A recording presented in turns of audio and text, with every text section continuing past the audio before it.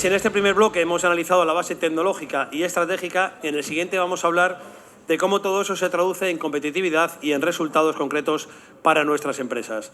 Porque la inteligencia artificial no solo cambia procesos o herramientas, cambia la forma de crear valor, de tomar decisiones y de crecer. Entramos así en el bloque 2, llamado IA y competitividad, con una mesa en la que conoceremos experiencias reales de implantación de inteligencia artificial en organizaciones líderes del sector TIC asturiano. La sesión estará moderada, aquí acaba de llegar, por Irene Díaz, vicerrectora de investigación de la Universidad de Oviedo, y contará con la participación de Daniel Chasco, director de Inetum Technologies Asturias y Castilla y León, Enrique Verdalles, director de operaciones y gestión de Trilogic, Jorge Blanco, CTO de App Intelligent, y Juan Luis Lara, Head Asturias ADL de Capgemini.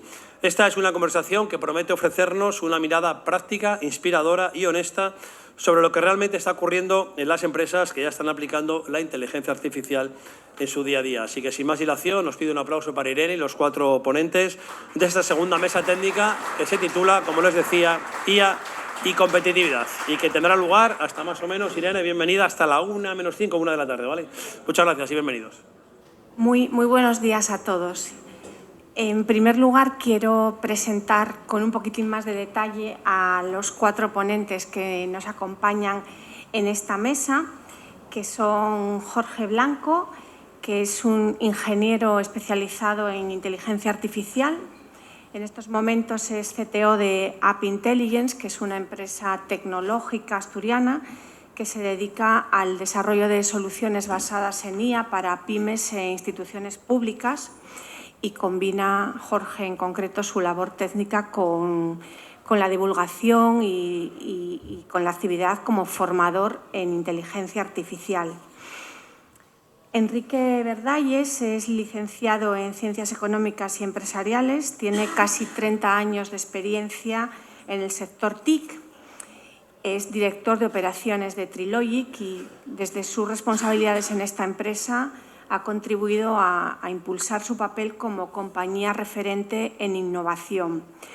Trilogic ha participado en decenas de proyectos de I+D en colaboración con diversas entidades, en consorcios nacionales e internacionales, y aplicando tecnologías disruptivas con un enfoque muy basado en la transferencia del conocimiento. Precisamente, centrándose en la transferencia del conocimiento, Enrique lidera en Trilogic el impulso de soluciones innovadoras que aunan inteligencia artificial y ciberseguridad para fortalecer la protección digital, que es un pilar fundamental en la estrategia de crecimiento de la empresa. Daniel Chasco es director de Inetum Technologies en Asturias y Castilla y León. Tiene cerca de 20 años de experiencia en consultoría tecnológica, está especializado en transformación digital, lidera proyectos en desarrollo de software, en operaciones en entornos tecnológicos y de ciberseguridad, con especial foco también en la aplicación de inteligencia artificial a procesos empresariales. Como saben, Inetum es una compañía internacional de servicios digitales que acompaña a empresas e instituciones en su proceso de transformación digital. Tiene presencia en más de 19 países y ofrece soluciones adaptadas a cada sector, combinando tecnología, proximidad y agilidad. En España, Inetum trabaja con clientes públicos y privados en diversas áreas en las que se encuentra la inteligencia artificial, apostando por una innovación responsable y centrada en el impacto real y social.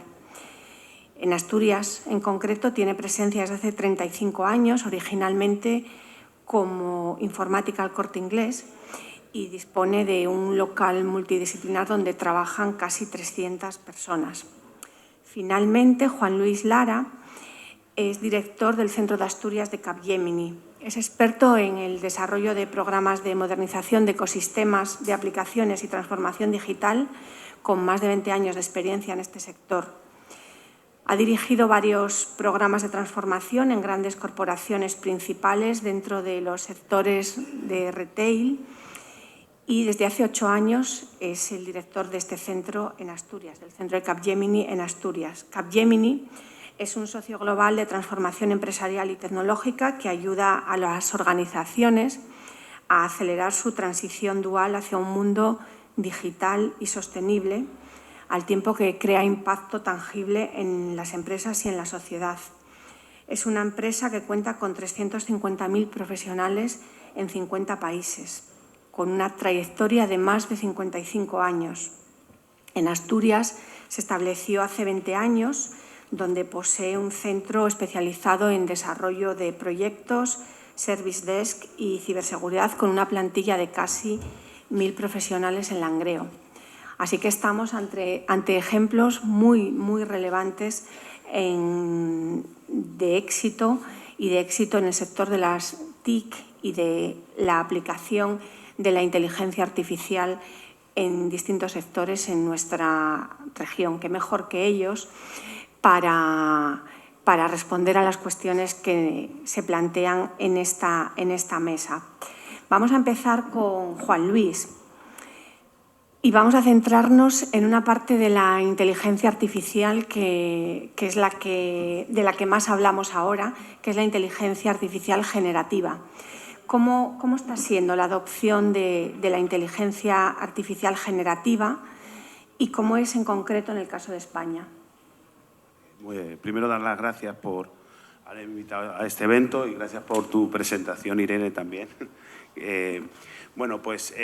La adopción por parte de las empresas y por parte del tejido empresarial de la IA, después del boom mediático que tuvimos, pues está siendo mucho más lenta de lo que podía parecer. Capgemini realiza anualmente una encuesta a más de 1.000 empresas en 15 países, empresas con una facturación de más de $1 millón de dólares, con las cuales tienen que tener un gasto tecnológico importante. Y en el 2023, al final, las empresas que empezaron a adoptar la inteligencia artificial como base de sus procesos era únicamente de un 6%. A día de hoy, 24 meses después, este número ha subido a un 30% de empresas a nivel mundial que han adoptado en sus procesos de negocio la IA generativa. En España el número es similar. Y lo que sí es cierto es que al final en las grandes corporaciones ya el presupuesto de informática, el presupuesto dedicado a tecnologías de información, el 11% de ese presupuesto está para temas de IA. Y se espera un incremento de hasta un 24% con vistas al próximo año 2026.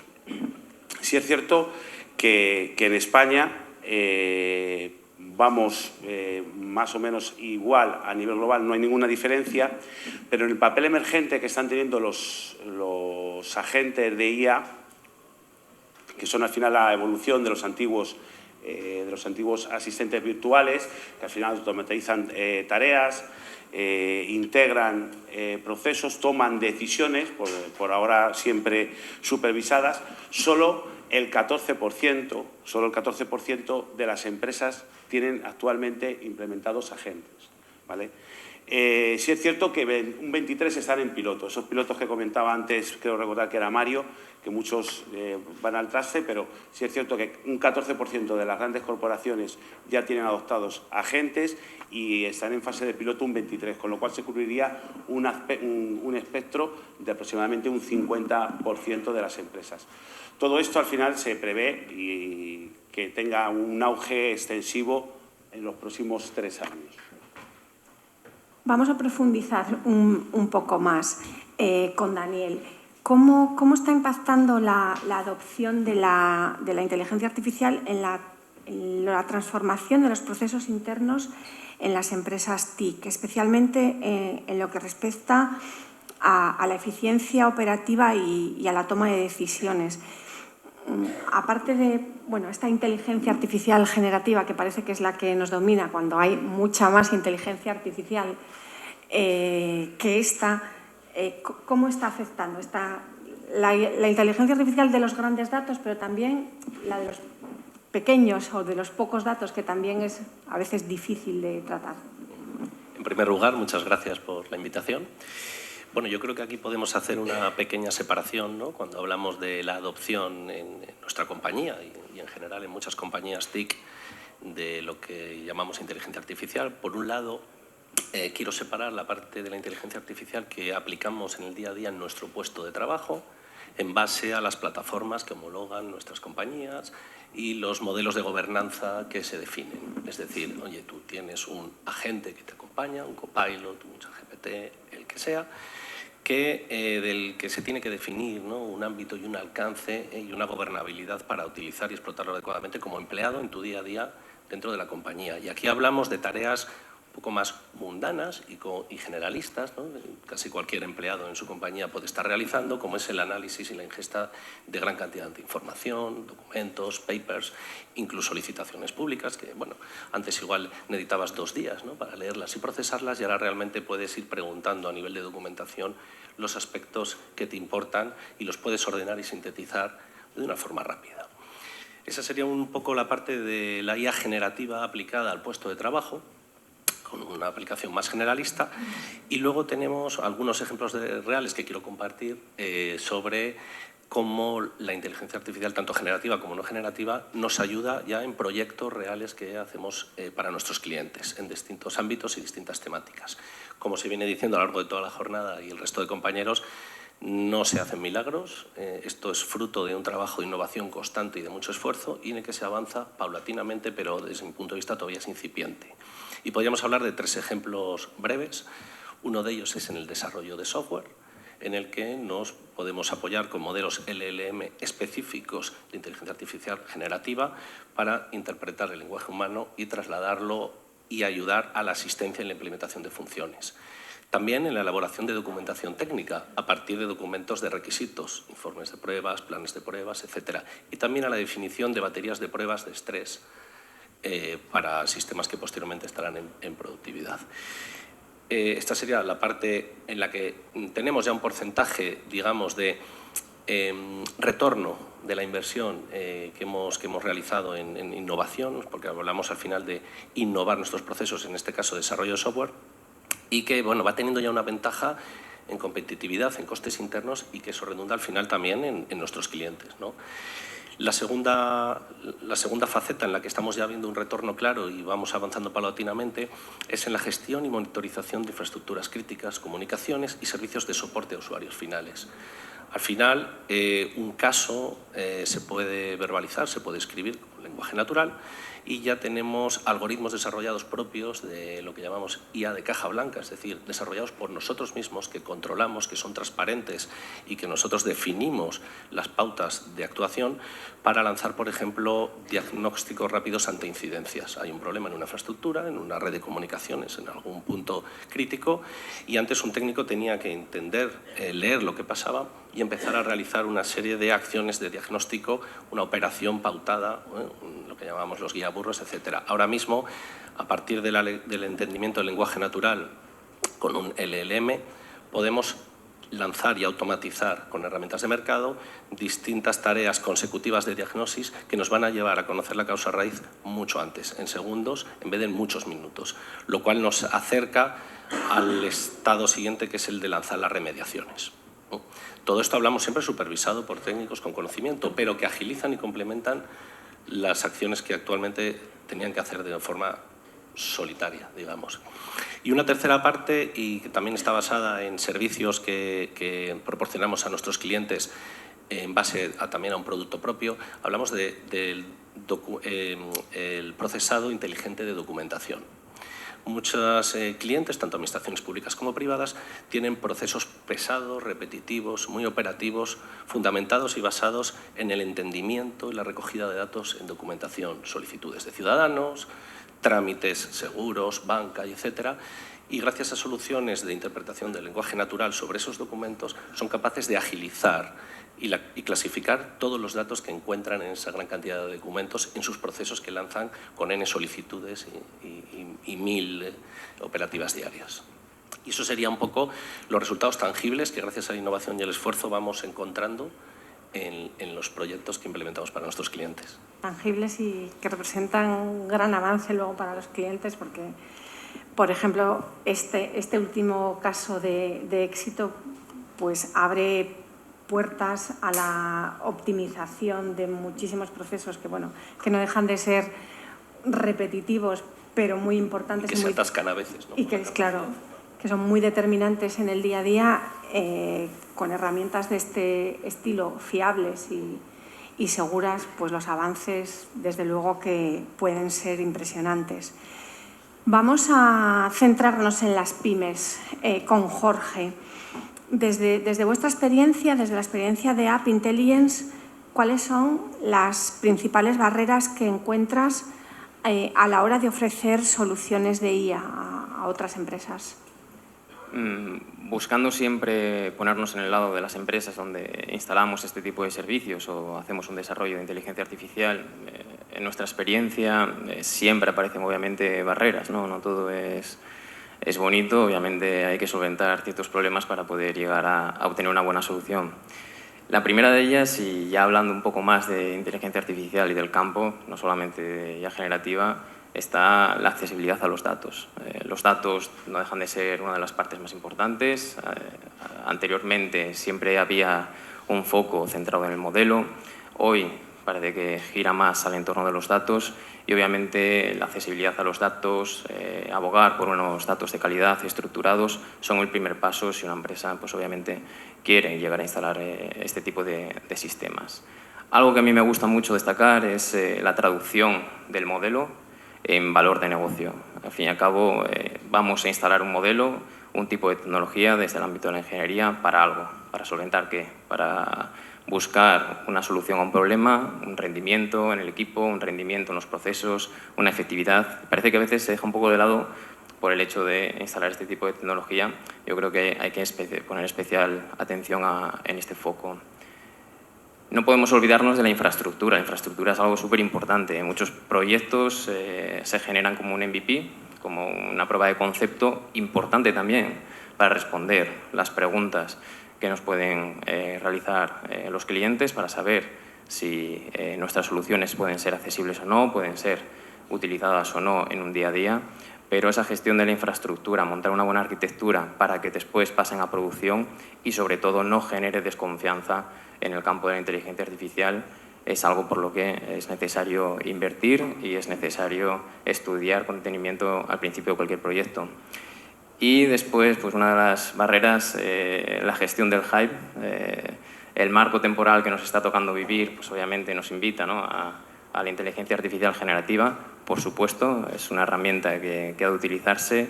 El tema de los agentes, por supuesto que también. Pero como profesionales, a la hora de realizar un proyecto del ámbito de la inteligencia artificial, la primera cuestión es volver a la segunda barrera que decía, a ver esos valores, esos requisitos de negocio que son necesarios y ver si este campo de la IA generativa es el apropiado o hay otro ámbito muy grande, como mencionabas antes, que podemos utilizar. Gracias, Jorge.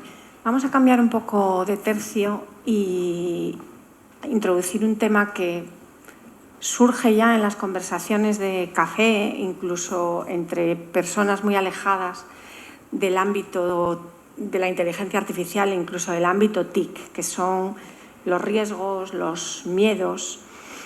Enrique, estamos hablando de la adopción de la IA, en particular solemos hablar mucho de la IA generativa, que estamos seguros que impacta positivamente en este sector.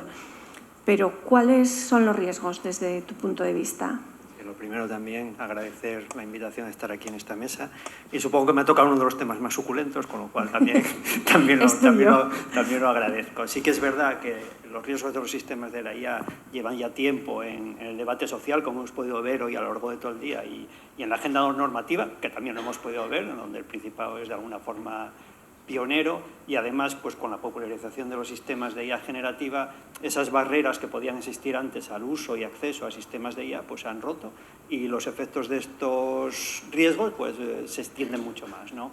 En el caso de las empresas TIC, además, es un caso particular porque somos a la vez proveedores de sistemas, o podemos ser proveedores de sistemas de IA y usuarios, ¿no? Con lo cual debemos atender quizás con más con más cuidado todos esos riesgos, ¿no?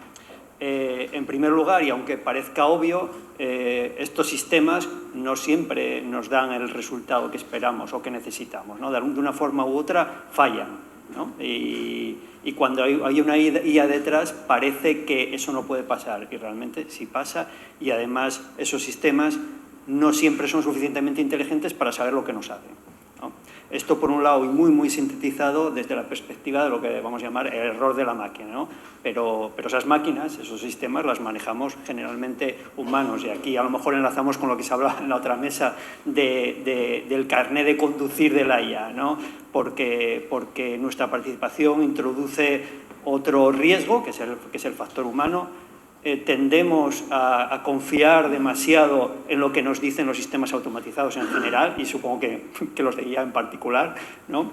Esto hace que de alguna forma, bueno, es el famoso sesgo de automatización, esto hace que de alguna forma pues, reduzcamos nuestro pensamiento crítico e incluso nuestra intervención, ¿no? Un estudio que veía que publicó la revista Radiology indicaba que los radiólogos eran significativamente menos precisos cuando las herramientas de IA que utilizaban fallaban, o sea, es decir, se creían esos fallos.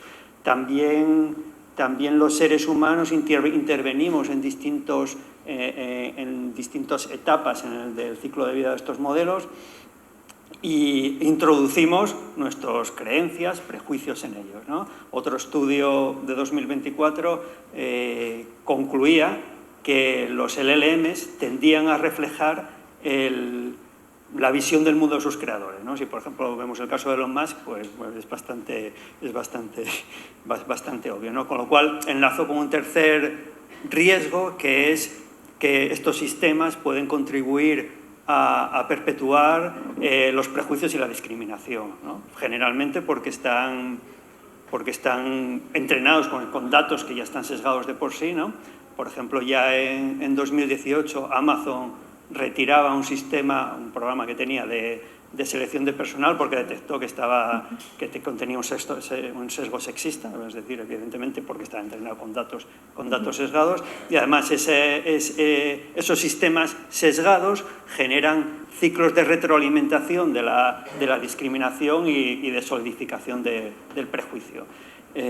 También los sistemas pueden ser objeto de ataques, evidentemente, en la medida en la que se incorporan en procesos críticos. Existen más incentivos, también se ha hablado antes de los ciberataques, existen más incentivos para manipular sus resultados por motivos políticos, económicos e ideológicos.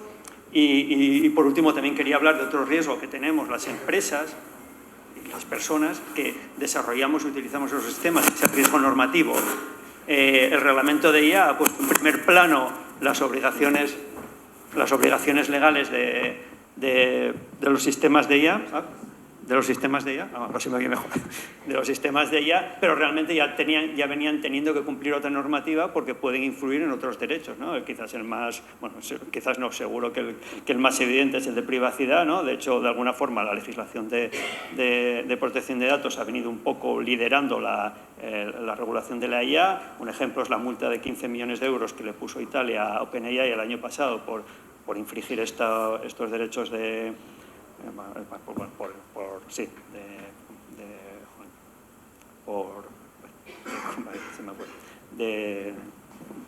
sobre los derechos de protección de datos, efectivamente, sí.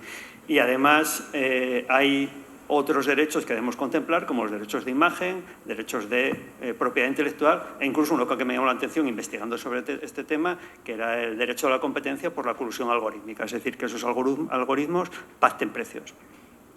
Y bueno, todo esto ya sin entrar en un debate más profundo, ético, filosófico. Da para muchas horas de debate, seguro. Y con respecto a la gestión del talento, Daniel, ¿qué consideras más relevante en la integración de la IA en entornos laborales digitales y cómo deberían abordarse desde este sector, desde el sector TIC? Bueno, es una pregunta muy interesante. Nosotros en Inetum ya desde hace tiempo lanzamos un programa de formación y concienciación disponible para todos los empleados del grupo, en el cual nos acercábamos al modelo de gobernanza y la definición de normas de la utilización de la IA en nuestra organización y en el arte del prompting, que se llama, ¿no? Y aquí estoy hablando del talento interno, ¿no?, que tiene la compañía, en cómo explotarlo, cómo utilizarlo en un entorno controlado y en un entorno que dé resultados para la compañía. Y en segundo lugar, pues habría que hablar de acercar el talento que está fuera de la compañía, ¿no? Y ahí hablamos de una colaboración público-privada con las universidades, no solo en formación y en tipos de actividades formativas a nivel universitarias, a nivel FP y a nivel máster, sino también en la colaboración pues, en tareas como hackathons y también el proponer y provocar la realización de prácticas curriculares y extracurriculares en nuestra compañía, ¿no? Sobre todo buscando perfiles híbridos con unas carreras muchas veces no tecnológicas, pero con un conocimiento sobre procesos específicos de la industria, sobre la que esto facilita claramente con una base tecnológica que los estudiantes ya casi traen, ¿no?, de forma nativa, el aprovechamiento del dato en las compañías para transformar ese talento en rentabilizar el dato, básicamente. Bueno, yo recojo el guante y agradezco que se valore la importancia de la universidad, en este caso de la Universidad de Oviedo, la Universidad Pública de Asturias, en este ecosistema que me parece fundamental. Estamos hablando de riesgos, pero bueno, vamos a dar una visión un poco más positiva. ¿Cuáles son el uso de sistemas de inteligencia artificial?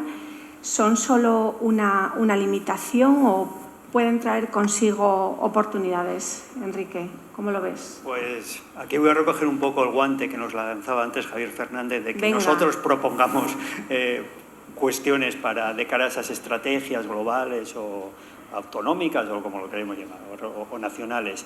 Si antes hablaba del debate que hay en torno a los riesgos de la IA, también hay un debate en paralelo del que se habló también aquí antes, que era el hecho de que si esa normativa que se está desarrollando para minimizar esos riesgos está limitando la innovación. Si quienes estamos en países que están sometidas a unas normativas más estrictas, tenemos una desventaja competitiva frente a otros. Yo sí que no me voy a meter en ese jardín, lo que sí está claro es que Europa apuesta por un modelo y yo pienso que las empresas TIC podemos contribuir a ese cumplimiento normativo con herramientas, de forma que, en cierta medida, consigamos minimizar el impacto de la regulación en la innovación y a la vez se habrá para nosotros una oportunidad de negocio. Por ejemplo, el reglamento de IA establece para los sistemas de alto riesgo una serie de obligaciones relacionadas con tener un cierto sistema de gestión del dato y de la gobernanza, transparencia, intervención humana, precisión, ciberseguridad, una serie de obligaciones que todas ellas pueden ser objeto de herramientas de software desarrolladas por empresas del sector. Pues no sé, por ejemplo, sistemas de auditoría algorítmica, de monitorización o incluso sistemas que ayuden a esa supervisión humana. Nosotros, al menos desde nuestra empresa, desde Trilogic, estamos apostando por esa línea. Pensamos que puede ser una buena oportunidad no solo para nosotros, sino para otras empresas. Estamos, por ejemplo, desarrollando soluciones que permitan el entrenamiento colaborativo de modelos sin compartir los datos o que detecten datos sesgados, erróneos o fraudulentos en las distintas fases de entrenamiento de los modelos. Puede ser que sea una oportunidad para las empresas del sector aprovechar esa normativa no solo para competir en el ámbito europeo, sino, quién sabe, pues aprovecharnos del famoso efecto Bruselas o de que otros países vayan, vamos a decir, endureciendo sus normativas o las empresas que están en esos países quieran voluntariamente pues afrontar de una forma más estricta esos riesgos, ¿no? Entonces pensamos que puede ser una buena oportunidad para las empresas del sector. Juan Luis, Capgemini, que es una multinacional en el sector de la transformación digital, ¿podrías compartir con nosotros algún caso de éxito que hayáis implementado. Bueno, como comentábamos antes, yo separaría la parte de más lo que sería el ciclo de desarrollo de software, donde bueno, las empresas como Capgemini, integradoras y consultoras lo utilizamos como algunas soluciones que hemos implementado de negocio para nuestros clientes. En la primera parte, en la parte de desarrollo de ciclo de vida, hemos hecho, aparte de, bueno, estoy especialmente orgulloso porque de hecho estos proyectos se han desarrollado aquí desde el centro de Asturias con equipo fundamentalmente que vive aquí en Asturias y que se han formado tanto en la universidad como en los centros de formación profesional del Principado. Entonces, en el primero hemos colaborado con una entidad financiera y hemos hecho una migración que se ha intentado muchas veces, y por eso también tiene sus cosas buenas, o cosas muy buenas en el desarrollo de software, la IA, tampoco hay que tenerle mucho miedo. Se ha intentado hacer una migración en numerosas ocasiones y hemos sido capaces, ya por enésima vez, de poder migrar ese código antiguo, que no había documentación, que nos hemos visto siempre en algún problema de este tipo, tanto basado como en el código original, como en algunas especificaciones de requisitos, y una nueva cosa que hemos hecho han sido vídeos de los usos de los usuarios. A través de vídeos e imágenes, todo eso hemos sido capaces, por supuesto ha habido que manualmente luego corregir mucho, pero en una primera fase tener una versión de ese software que incluso hemos intentado migrar anteriormente sin estas técnicas y ha sido realmente un éxito. Y toda la parte de experiencia de usuario y a partir de estos vídeos, pues también más allá de documentación y código fuente, pues ha sido también una innovación que hemos metido para el tema de desarrollo de software. Y luego lo que son aplicaciones más de empresa, que además ya ha comentado algo, hemos hecho en la parte de gestión documental, temas de lenguaje natural para una empresa de energía que trabaja con muchas refinerías y, bueno, y hace mucho transporte de crudo a nivel internacional. Bueno, es española, con lo cual creo que hay pocas, así que...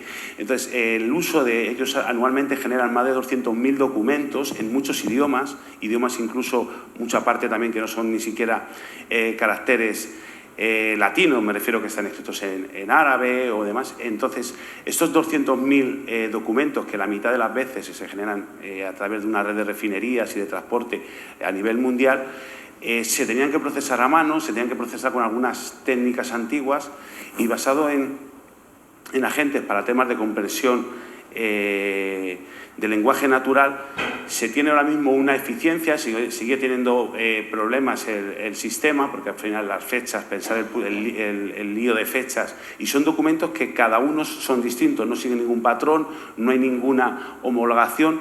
Entonces, el reto está en que sean capaces de detectar y de encontrar documentación ante casos y que puedan tener.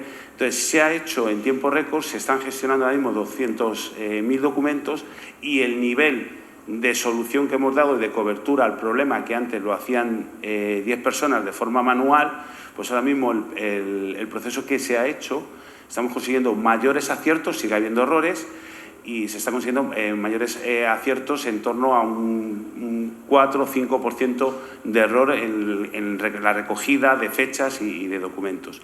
Y termino ya con otro, lo que pasa es como lo has comentado, quería nombrarlo, pero también para una empresa que también es española, que se dedica a la logística de frutas, hemos hecho el primer sistema desde aquí de Asturias de gestión de rutas basados en IA generativa, donde incluso cogiendo fuentes como puede ser Google, el tráfico y demás, se están ahora mismo, con su permisión todavía humana, generando rutas en tiempo real con todos los inputs y con toda la información que podemos tener de obras, tráfico, cómo cambia, y es un proyecto líder que se quiere expandir, aparte es una compañía española y se quiere expandir más a nivel internacional, incluso generar un producto para poder hacer este tipo de rutas en tiempo real basado en un montón de información, como digo, que estamos recopilando.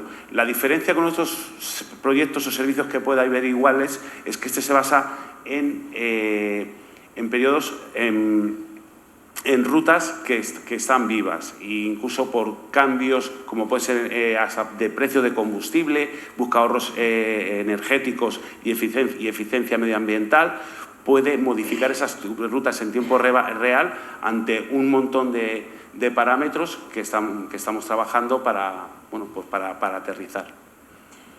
Bueno, sin duda, muchos casos de éxito. Para finalizar rápidamente, Jorge, ¿cómo crees que en este contexto se puede mejorar la competitividad de las empresas TIC? Voy a intentar ser breve para no irme de tiempo. La inteligencia artificial hemos hablado tanto de minimizar riesgos, oportunidades, parte de riesgos, la parte de barreras. La inteligencia artificial es un campo que está creciendo a pasos agigantados, obviamente ya lleva creciendo muchísimo tiempo, pero que ahora mismo ya me atrevería a decir que está más democratizado entre la sociedad, ya no solamente en un B2B, sino en personas finales. Lo estamos utilizando día a día y querría centrarme tal vez en 3 conceptos. Y uno me alegra porque se ha mencionado que es la parte de la universidad, la parte de la formación, es muy interesante.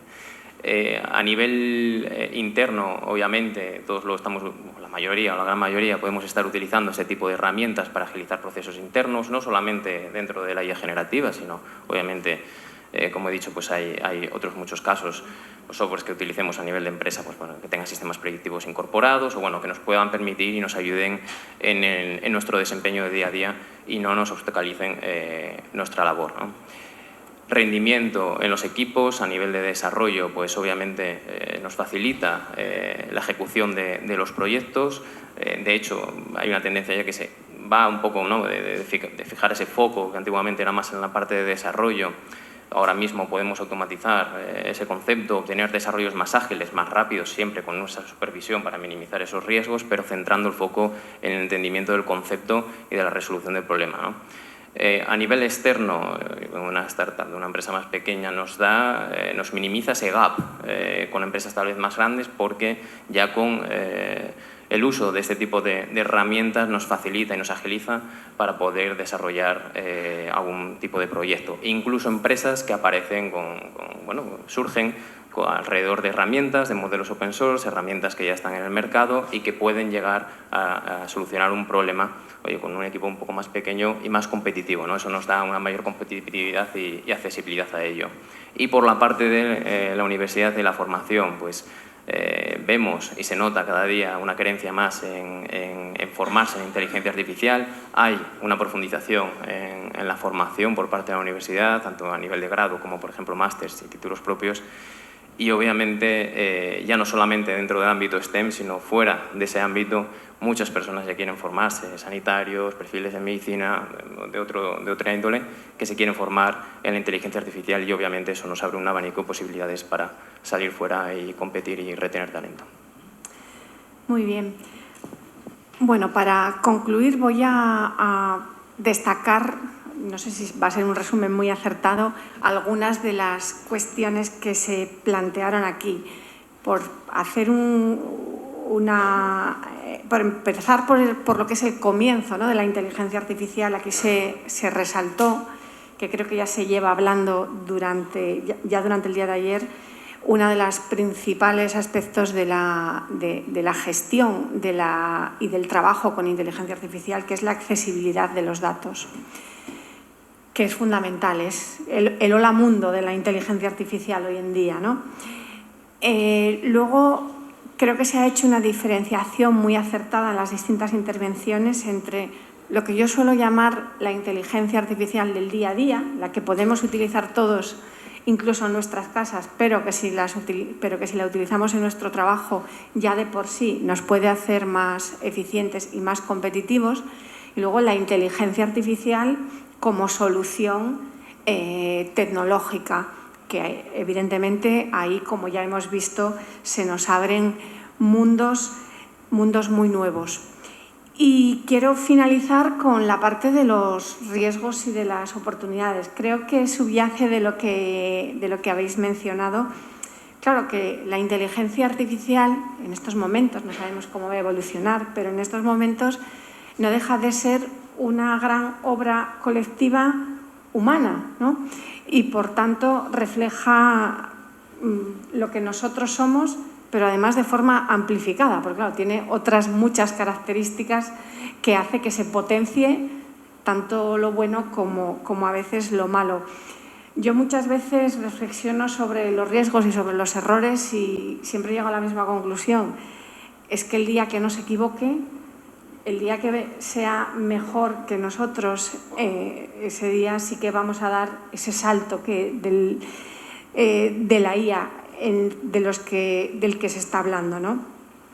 Porque la naturaleza de todos los sistemas que estamos utilizando en inteligencia artificial pues es, por decirlo de alguna forma, probabilística. Así que errores de momento va a haber y nos quedamos con que lo mencionasteis en muchos de los aspectos cuando hablasteis de los casos de éxito, de lo que tenéis implantado en vuestras empresas, de esa supervisión humana todavía, ¿no? De ese copilotaje que es necesario, porque bueno, al final la toma de decisiones de momento la realizamos los humanos.